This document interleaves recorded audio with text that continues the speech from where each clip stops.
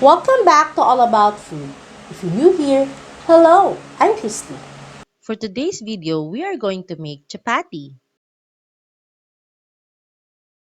We need 2 cups wheat flour, a pinch of salt, 1 cup warm water, 1/4 cup cooking oil, flatbread press kitchen tool, measuring cup,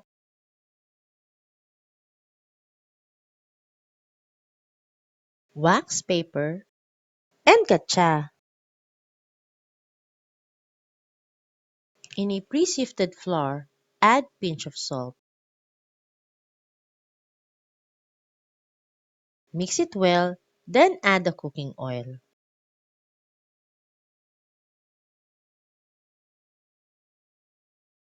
Add warm water, small amount at a time.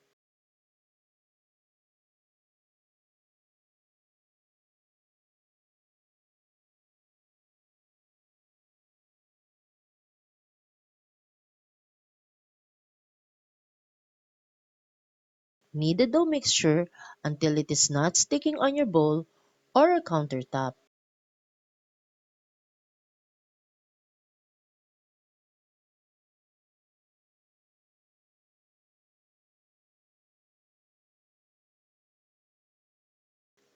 Put some cooking oil on the surface of your dough, then rest your dough for 10 minutes.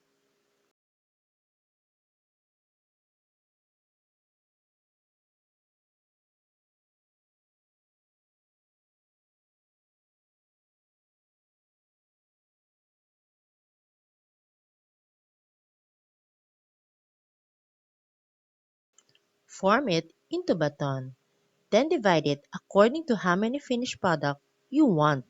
In my home, we usually weigh 60 grams per flatbread, but the actual weight of flatbread it is between 18 to 90 grams depending on your preferred size.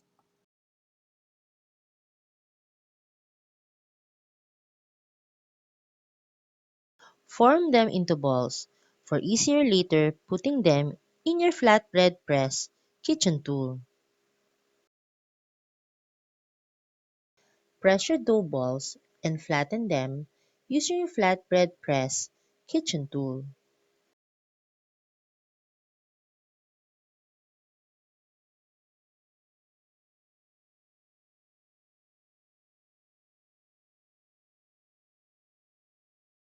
Cook them in a pan on a very high heat.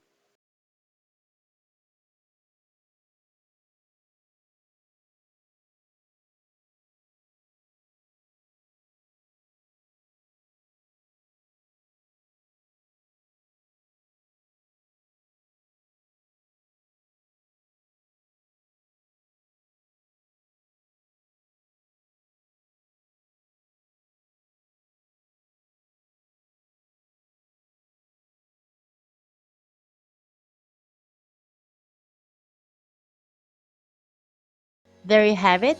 Enjoy your chapati or serve with your choice of viand.